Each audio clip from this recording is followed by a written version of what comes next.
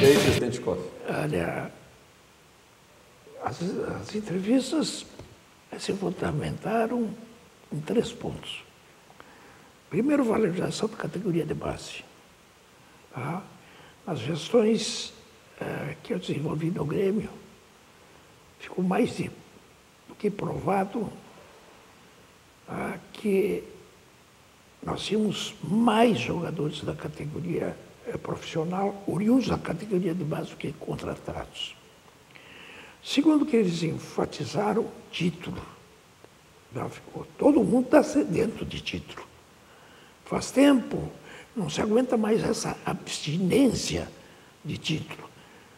É o que eu digo, o Grêmio não nasceu para ser coadjuvante em competição, ele nasceu para ser campeão. Terceiro, a dedicação do presidente. Bem, eu seria um presidente de exclusivamente Grêmio. Não sou candidato a coisa nenhuma, não teria competência de fazer 2 coisas ao mesmo tempo. Não sei fazer. A minha vida sempre foi assim. Eu, quando fui juiz de direito, só fui juiz de direito. Eu, quando fui secretário de Estado, só fui secretário de Estado. Eu, quando fui magistrado, eu, quando fui presidente do Clube 13, só fui presidente do Clube 13. Eu, quando fui presidente do Grêmio, eu levantava Grêmio e dormia Grêmio. Eu não entendo como a pessoa tem o poder de onipresença em estar no mesmo lugar, em lugares diferentes ao mesmo tempo. E não tem inteligência suficiente também para desenvolver mais do que uma atividade, além daquela que é o meu objetivo.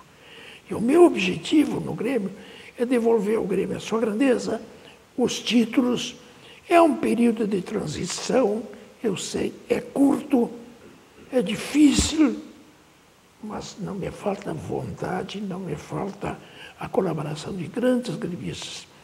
Terminado o episódio eleitoral, haverá uma convocação para que todos se incorporem nessa força que faz o Grêmio esse clube diferente de todos os outros clubes.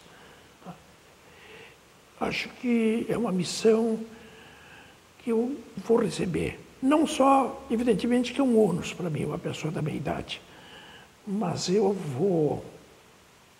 não vou envelhecer no Grêmio, não. Eu vou remoçar no Grêmio, que me dá uma vontade incrível de viver aqueles momentos que nós vivemos nos anos 80 e 90. Se tu me permitires, eu quero também aproveitar que é a semana de aniversário do Grêmio. Nosso Grêmio completa 109 anos. Mais do que 2/3 disso aí, eu experimentei a sensação de ser gremista. Eu me tornei gremista no momento que eu comecei a falar, comecei a andar, Então, já vão 40, 70, 80 anos de Grêmio. Nasci da torcida, frequentei a arquibancada de madeira na Baixada, um mero torcedor. Frequentei o Olímpico, o que foi um privilégio. A vida me destinou, por 2 vezes, capitanear equipes que conseguiram os maiores títulos da história do Grêmio. E eu espero, sim, não vou decepcionar. Isso o torcedor do Grêmio, o associado do Grêmio, pode ter certeza disso. Não vou decepcionar. Espero voltar a tornar o Grêmio campeão, dedicando 24 horas por dia para o Grêmio, coisa que eu sempre fiz. Posso dar um pitaco nisso? Esses dias atrás alguém me perguntou, Remy, por que tu está tão integrado a esse projeto? É só pelo ineditismo dele? É pelo carisma do Dr. Fábio? Exatamente qual é a tua motivação? E eu respondi o seguinte, como torcedor, eu jamais esqueci uma frase que o Fábio me disse num jantar. Ele me disse o seguinte, durante o período em que eu fui presidente do Grêmio, Eu não deixei de estar uma única vez no vestiário em nenhuma partida que o Grêmio tivesse jogado. E não deixei de fazer o último apelo aos jogadores. E sempre com a mesma mensagem.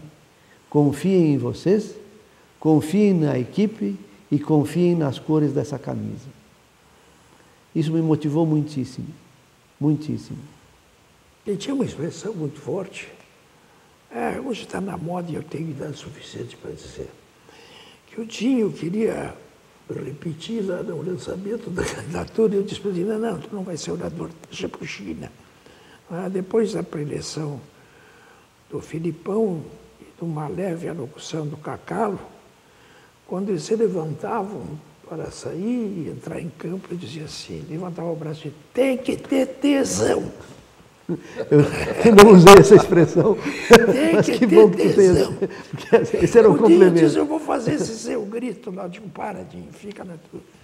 Me diz uma coisa, presidente, com toda a sua experiência, não só no Grêmio, mas no futebol, depois no Clube dos 13, um boleiro, ele olha no olho do dirigente, ele sabe qual é o dirigente que quer título, ou aquele que só quer fazer uma gestão administrativa? Será que isso chega a passar na cabeça eu do acho boleiro? Eu acho que hoje os atletas estão apostando também nos projetos dos clubes. Principalmente esses atletas já consagrados, de nome, esses atletas que estão se repatriando, contratando jogadores de nível elevado, eles querem saber qual é o objetivo do clube. E nós nos propomos a um objetivo. Por isso é que 2 vezes eu assumi o Grêmio. E 2 vezes eu entreguei o Grêmio na Libertadores. E recebi uma vez o Grêmio na Libertadores, outra vez eu recebi o Grêmio vindo da 2ª divisão. Então, o objetivo que hoje nós estamos trabalhando em cima dele é do Grêmio na Libertadores, sim. É do Grêmio não só participando da Libertadores, mas com o objetivo de ganhar a Libertadores. Então, esse objetivo, essa ambição escorada num projeto bem elaborado, auxiliada por uma comissão de finanças permanente que nós estamos criando, vai nos proporcionar, sim, condições de disputar, não a Libertadores, disputar o título da Libertadores. O Grêmio ter 2º, 3º, 4º, não me serve. Até bem pouco tempo atrás, antes de fazer essa alteração no futebol brasileiro, em que se classificava só o 1º e o 2º para a Libertadores, e a conquista das maiores vagas foi o trabalho do Clube dos 13, de valorização da competição por ponto corrido, foi um trabalho elaborado e apresentado à CBF no Clube dos 13. O 2º, nos anos 90, ainda que levasse a Libertadores, o 2º era o 1º dos últimos. E essa ambição, o 2º era o 1º dos últimos. Então, nós temos que ser primeiro e temos condições de ser primeiro. Nós já fomos 1º da América 2 vezes, fomos 1º do mundo uma vez, perdemos a 2ª vez nos pênaltis. Era o 1º clube do Brasil chamado para excursões, fizemos excursões nos anos 90 para os países da Ásia, do Oriente Médio, da China. Tivemos na Europa, o Grêmio era convidado para os banquetes que o futebol proporciona.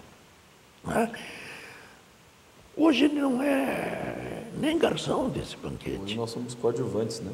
Aproveitando o conhecimento dos senhores de futebol, nós tivemos o jogo de ontem, os nossos internautas vão ficar com as imagens do jogo. Eu gostaria de lhe perguntar, até porque o senhor vê nesse time do Grêmio um time já mais encorpado, já mais com cara de Luxemburgo do que no início? Eu acho que a gente sabe que tem deficiências, mas eu acho que o Grêmio, pelo menos, cada um está sabendo o que fazer, né, presidente? Eu acho o seguinte, o Grêmio atual tem muito do treinador.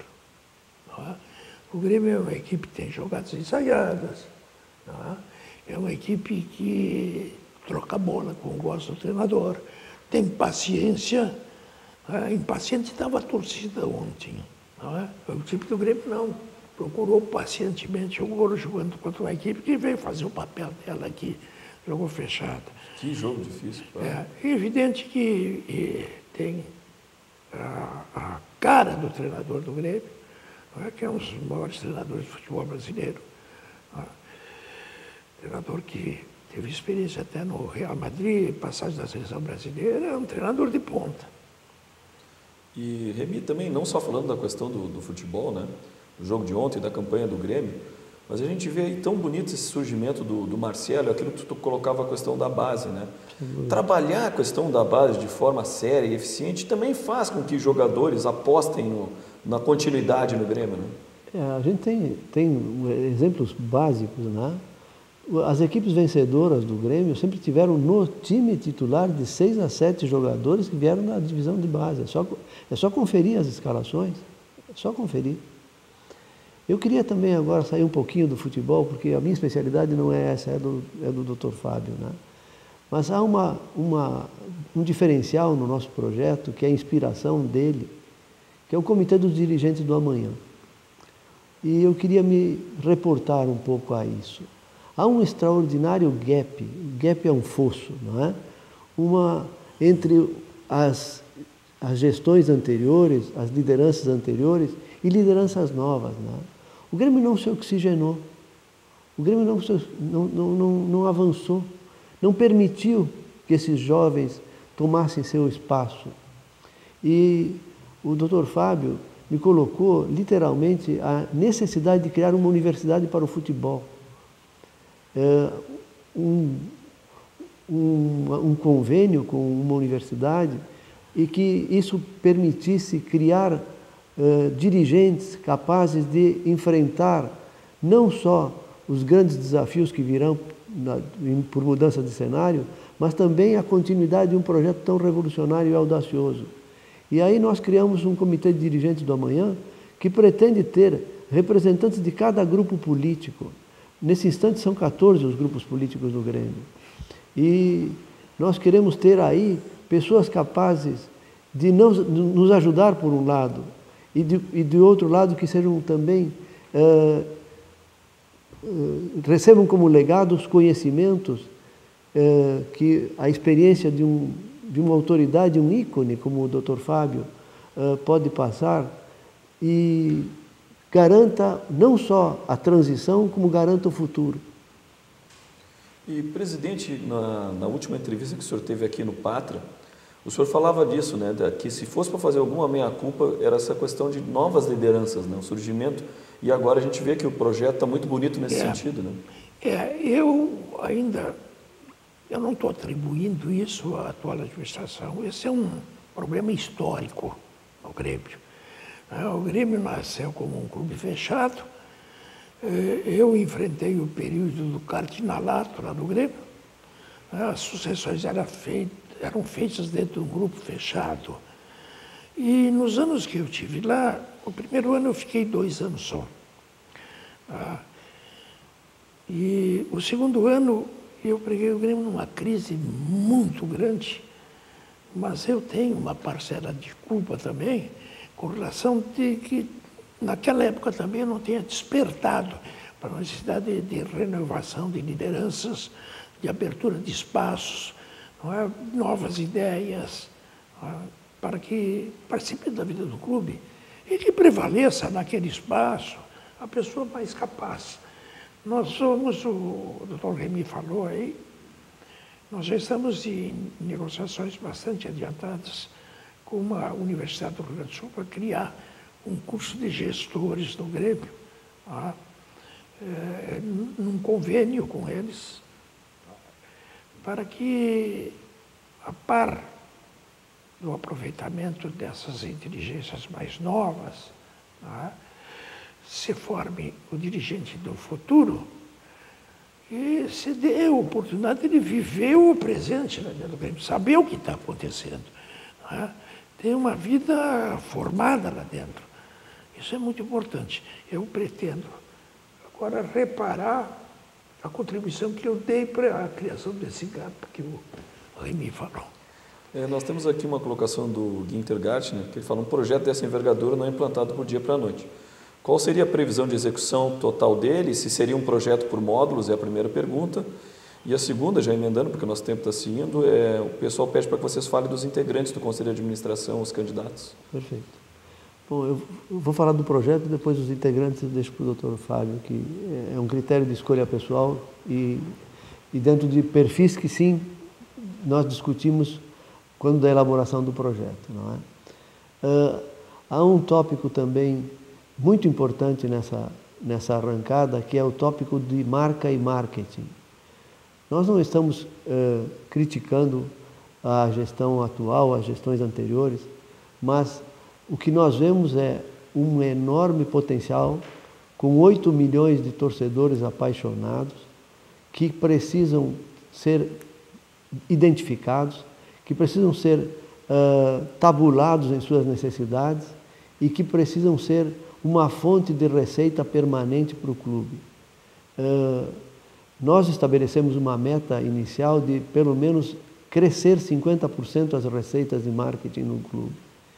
Mas estudos recentes, tá, dão a potencialidade de se imaginar 200 milhões de reais de receitas anuais nesse grupo, com atividades muito criativas, que nós não vamos divulgar agora, não porque não queiramos que o torcedor saiba, ele saberá no seu devido momento.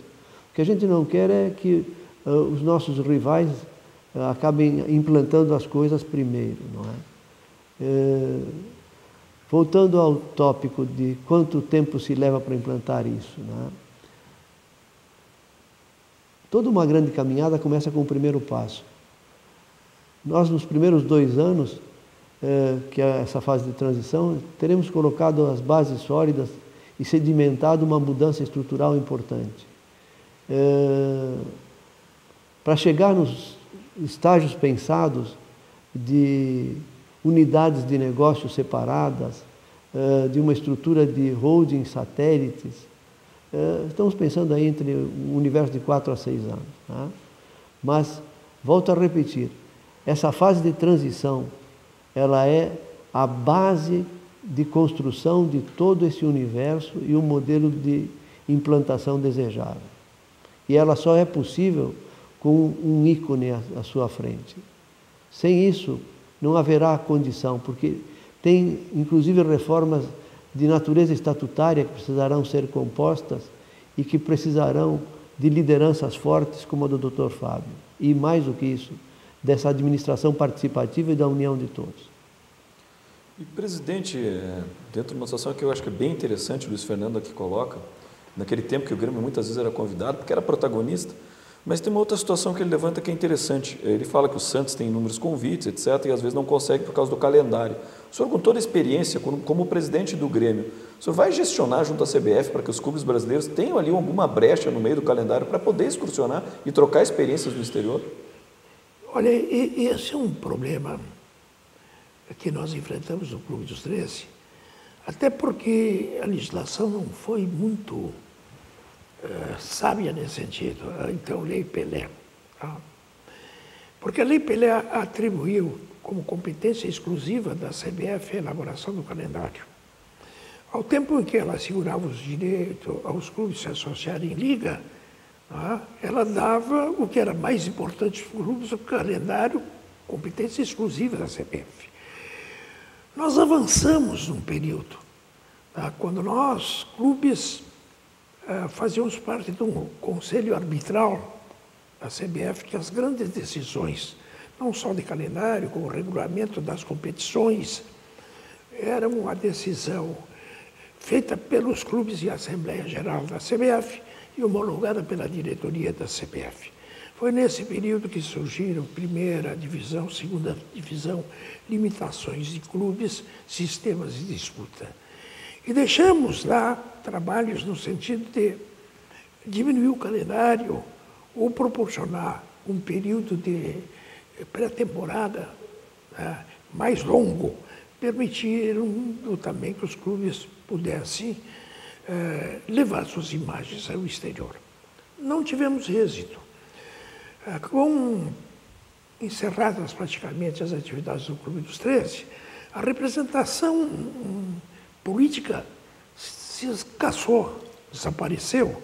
Um clube sozinho não resolve esses problemas. Prova disso é que, em um curto espaço de tempo, já neste ano, alteraram os sistemas de disputa, estabeleceram um calendário extenuante.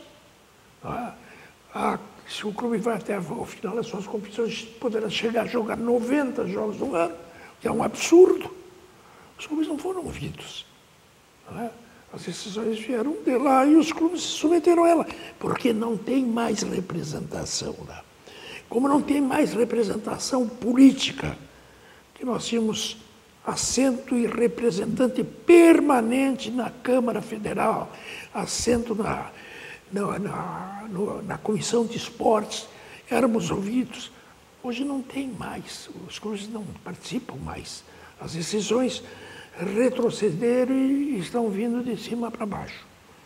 Mas acho que isso aí faz parte de um episódio vivido há pouco tempo e que teve como grande articulador o então presidente da CBF, Ricardo Teixeira. Os clubes que a ele acederam, com ele concordaram, foram um mero instrumento. Não tiveram essa importância. Mas acho que isso aí é passageiro. Os clubes, por uma questão até de sua sobrevivência, de uma questão de uma liberdade de organizarem as suas competições, os clubes vão fazer novas associações, vão se unir. O que está ocorrendo em São Paulo hoje é uma união de clubes restrita ao grupo dos clubes de São Paulo, onde estão tirando vantagens de outras naturezas, até financeiras. Acho que está em aberto a questão. Não é possível que nós caminhamos em sentido contrário da história. Nós, Clube dos 13, conseguiu os direitos de imagem inserir na Lei Pelé. Nós, em luta, quando ainda era vivo, o João Saldanha nos ajudou na regra do artigo 260 da Constituição Federal, que assegura a autonomia dos clubes. Nós conseguimos, no Clube dos 13, estabelecer o reconhecimento de direito de imagem para desonerar as contribuições de toda a natureza no salário. Nós, no Clube dos 13, conseguimos o time Mania. Não foi o Fábio que conseguiu, foi a união dos clubes. É uma máxima velha que, no meu tempo, muito corria, hoje não se usa mais. A união faz a força. Os clubes unidos têm força política. Individualmente, eles mostram as suas contradições, seus interesses contraditórios, não há um traço de união entre eles. Meu conselho de administração, que tu me deixaste a pergunta anterior. Eu fiz escolhas de naturezas pessoais. Como é que eu cheguei a essas escolhas? Eu ouvi todas as facções que se dispuseram a atender meu pedido. Foram 8 ou 10. Ouvi e tentei, até o último momento, que nós encontrássemos um candidato que pudesse diminuir o radicalismo existente entre essas áreas políticas e fazer, talvez, com um candidato consensual, esse processo de transição. Lutei até por 3 meses com reuniões diárias. Fui ao presidente do Conselho Deliberativo do Grêmio, a quem fiz um apelo, que, pelo que tinha sentido, ele talvez fosse o traço de união entre todos esses grupos políticos. Fiz um apelo que ele assumisse sob 2 condições. Primeiro, que ele se licenciasse do Conselho, para não ser apresentado como um candidato da situação, porque aí, então, não haveria conciliação, não haveria consenso. Ele é o candidato de situação, tem a oposição. Então, ele ficaria equidistante. Segundo, que ele assumisse o compromisso, por escrito, de aprovar o nosso projeto no que estava pronto e abrir assembleias para aprimorar o projeto. Fui a exaustão nessa conversa com ele. E me dispus até o seguinte, o Regis, num jantar eu disse a ele, o Regis, se tu achas que é difícil, e se tu me distinguires com uma escolha para eu te ajudar, eu aceito até o departamento de bolão do Grêmio que está fechado para integrar a tua chapa. Não quis, não invocou razões muito aceitáveis de natureza familiar, pessoal, não quis. Aí não restava alternativa pelas conversas que eu mantive com todos os grupos, não tinha uma alternativa de alguém que pudesse enfrentar a atual situação com êxito no voto, seja no conselho, seja no voto do torcedor. Eu resisti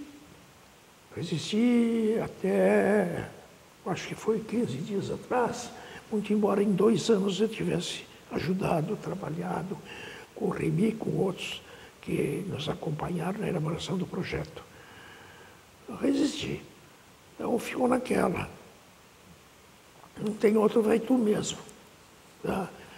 Eu estou aí, com muita vontade de acertar, com muita vontade, porque eu tenho, e penso em alguns, o Fábio com a história que tem, está botando a risco, tá? O único risco que eu ponho, tá? Não tem o risco da minha história, é construída por diversas pessoas que me ajudaram. Tá? O risco que eu ponho é de ganhar tudo. Esse é o risco que eu ponho. Bem, meu conselho de administração tem o doutor Adalberto Praz, que trabalhou comigo por diversos anos, companheiro leal, inteligente, competente, sério, tá? Advogado brilhante, foi presidente do Conselho de Administração da Grêmio Empreendimentos, quando da gestão do Duda Kreff. O Renato Moreira, que foi também meu companheiro de diretoria. Todas as referências que eu faço ao Praz cabe a ele. Incumbia a ele uma vice-presidência com carga de trabalho muito grande. Foi de uma dedicação incrível em todo o período. Tenho o Marcos Herman, empresário bem-sucedido, jovem, com ideias modernas, com experiências que vai nos ajudar muito. E o doutor Romildo Bolzan, que está deixando a vida política com esse episódio eleitoral, vai dedicar tempo integral no Grêmio, é uma liderança forte no Estado, que tem relações que interessam muito ao Grêmio, que são relações no setor público e no setor político do Estado. E o Odorico Roman, eu acho que eu não esqueci, né? Nestor Rain. O doutor Nestor Rain. A escolha pessoal minha. Tá? Todas as vezes em que, no curso de todos esses anos, eu ouvi manifestação do Nestor Rain, embora pertencendo a um grupo, foram manifestações de independência, de manifestações inteligentes, independentes e corajosas. Foi uma escolha pessoal. E o doutor Odorico Roman, que pertencia, não sei se ainda pertence, ao Grêmio Novo, competente, com currículo profissional rico, trabalhador, sério, discreto. A todos eu fiz uma observação. Vocês são escolhas pessoais minha. Não quero colocar vocês no constrangimento de, assumindo compromisso comigo, se desligarem do grupo de vocês. Eu não estou fazendo escolhas de natureza política nenhuma. Estou fazendo um convite para vocês para iniciar um projeto comigo e terminar comigo. Não interessa os problemas políticos. Estamos agregando aí em instâncias importantes do clube, depois, sem olhar as vinculações políticas, estamos agregando gente do Grêmio Novo, gente do Grêmio Sócios Livres, do Grêmio Independente, do Grêmio Novo, do Grêmio do Vencedor, de todas as fações políticas, da torcida do Grêmio. Eu gostaria de ter terminado o episódio. A primeira convocação que eu vou fazer, evidentemente que é para o universo de torcedores, mas a primeira convocação formal que eu vou fazer é para todos os dirigentes de todos os grupos políticos sentarem comigo. Sentarem comigo, com o meu conselho de administração, sem olhar as diferenças que eles têm, para um esforço coletivo para que possamos atingir o que nós queremos. E o que nós queremos, nós sabemos o que queremos. E estamos nos preparando para isso. Posso fazer um parentezinho? Nós temos aí algumas lâminas que eu gostaria que vocês pudessem simplesmente passá-las sem nenhum registro maior. E em relação àquela pergunta de quanto tempo leva para nós implantarmos todo o projeto, a resposta continua a mesma, evidentemente, mas tem uma observação fundamental.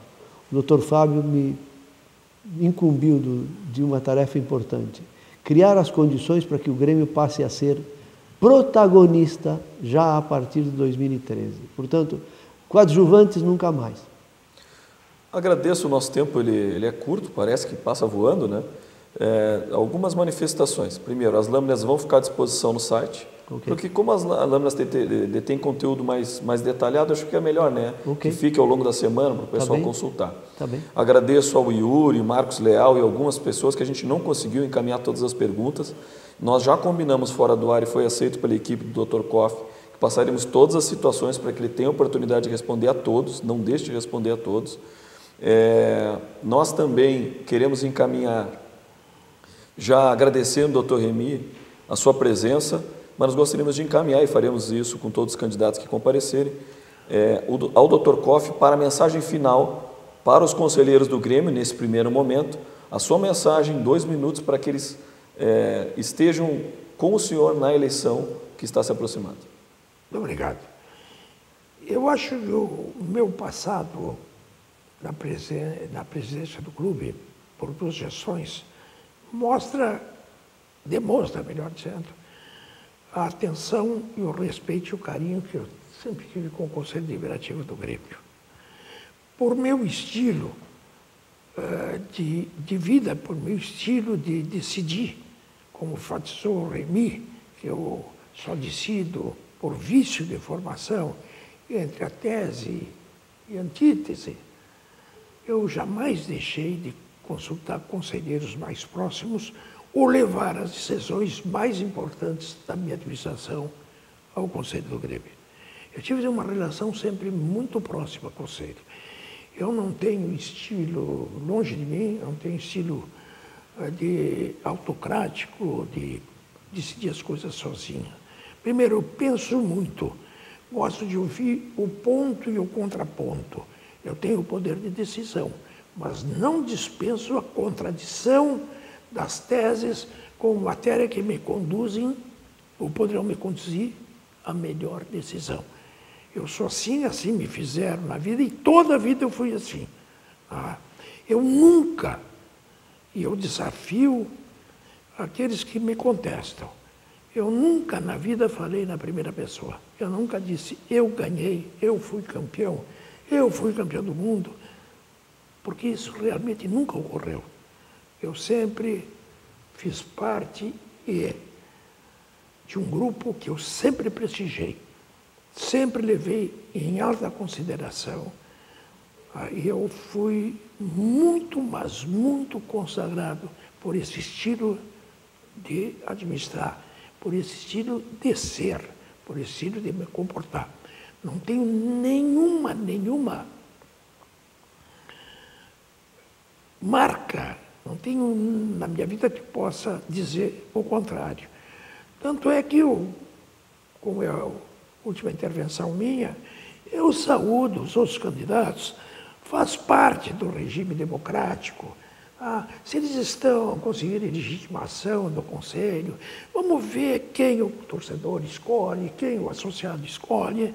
Saúdo e quero que os debates que nós possamos ter e as mensagens que nós levemos tenham como único, mas único objetivo o crescimento do Grêmio, devolver ao Grêmio, né, a sua condição de clube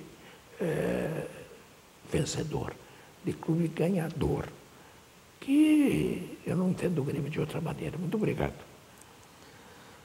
Bom, meus amigos, nós que agradecemos aos ilustres convidados que embrilhantaram o nosso programa. O programa foi muito bom, os internautas todos aqui mandando os parabéns que o debate realmente fluiu.